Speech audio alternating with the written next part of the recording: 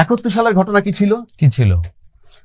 একটা স্বাধীন দেশ পাকিস্তান, তার দুইটা পার্ট, একটা ওয়েস্ট পাকিস্তান, একটা ইস্ট পাকিস্তান।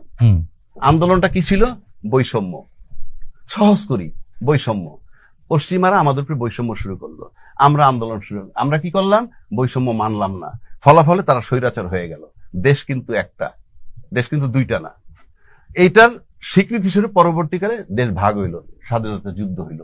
তখন যারা পশ্চিমাদের পক্ষে ছিল তারা রাজাকার, আর যারা আমাদের সাথে পূর্ব পাকিস্তানের পক্ষে ছিল তারা হলো মুক্তিযোদ্ধা।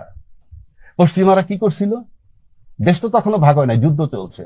পশ্চিমারা কি করছে? এই দেশের মানুষকে মারছে, রাষ্ট্রের জনগণকে মারছে। তাই ছিল আমাদের বিদ্রোহ, এবং ফাইনালি দেশটা ভাগ হয়ে গেল। 2024-এ কি ছিল? বৈষম্য দিয়ে আন্দোলন শুরু হইল, যেই বৈষম্যর বিরুদ্ধে 71 ছিল। সেই বৈষম্যকে কেন্দ্র করে কি হইল? সরকার স্বৈরাচার হইল। তারপরে কি হইল? গুলি চালানো শুরু করলো। কোথায়? রাষ্ট্রের মালিক যে জনগণ, তাদের উপরে। এই যে গুলি চালানোটা শুরু হইল, তখন সরকারের বিরুদ্ধে আন্দোলন হইল।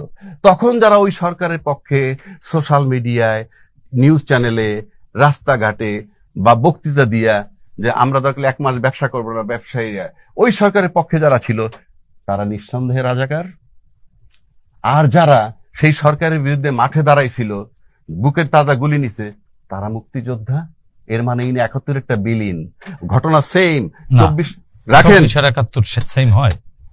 আমি কি একই তো জিনিস না, শেষ করতে 71-এ মানচিত্র, 24-এ মানচিত্র না, সেটা বলতেছে। 24-এ তো মানচিত্র যায় নাই, কিন্তু আপনি 71-এ মানচিত্র পাইছেন, ঠিক আছে? সেই মানচিত্রটা তৈরি হয়েছে কেন? ওই বৈষম্যকে কেন্দ্র করে। শেখ হাসিনা যদি আরো কিছুদিন থাকতো, আরো লড়াই করতে পারতো, কে জানে মানচিত্র ভাগ হইতো কিনা, সেই বিতর্কে আমি যাচ্ছি না। কিন্তু রোলটা একই।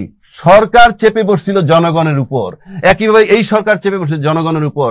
সুতরাং ওই দিন শেখ হাসিনার যেভাবে মানুষের অত্যাচার করছে, টর্চার করছে, গুলি করছে, মারছে, এইটা তখন যদি কোনো যে সন্তানটা, কোনো মুক্তিযোদ্ধার নাতিও যদি ওই দিন শেখ হাসিনার পক্ষে থেকে থাকে, সে রাজাকার। আরো শেষ করতে দেয়। আমি এই ঘটনা বলছি, আপনি 71 টানেন কেন? 71 তো শেষই করলাম। আর ওই দিন যারা শেখ হাসিনাকে বিরুদ্ধে লড়াই করতে গিয়া রাজাকারের নাতিও যদি গুলিবিদ্ধ হয়ে থাকে, তার রোলটা ছিল মুক্তিযোদ্ধার। 24-এর মুক্তিযোদ্ধা, 24-এর রাজাকার। 71-টা তো আছেই, 71-এর মুক্তিযোদ্ধা, 71-এর রাজাকার। আর এই 24-এ হইছে। 24-এ যারা শেখ হাসিনার এই কঠিন নির্যাতনের পক্ষে ছিল, তাদেরকে কি বলবেন আপনি? সে মুক্তিযোদ্ধার সন্তান হলে কি সে মুক্তিযোদ্ধা? আমরা দেখেছি মুক্তিযোদ্ধার নাতিরাও তাকে ফেভার করছে। সে যে স্বৈরাচার গুলি মারছে, তাকে ফেভার করছে। তাকে আপনি কি বলবেন? এখনো সে মুক্তিযোদ্ধার নাতি? Not that. না, মুক্তিযোদ্ধাকে মুক্তিযোদ্ধার জায়গায় রাখতে হবে। হাসিনার সাথে মুক্তিযুদ্ধের কোনো সম্পর্ক নেই। আমি বলতেছি আপনি 24-এর মুক্তিযোদ্ধা, 24-এর রাজাকার। 24-এ তো কোনো রাজাকারও হয়নি, কোনো মুক্তিযোদ্ধাও হয়নি। আবার বলেন হয় না, এটি তো কোনো মুক্তিযুদ্ধ না। রাজ্জাকি ভাই, আপনি রূপক কথাও বলছেন। না না, রূপক কথা না, আপনি বলছেন সেম ঘটনা। না না, 71 আর 24 সেম না। আমরা আরেকদিন আলোচনা করবো।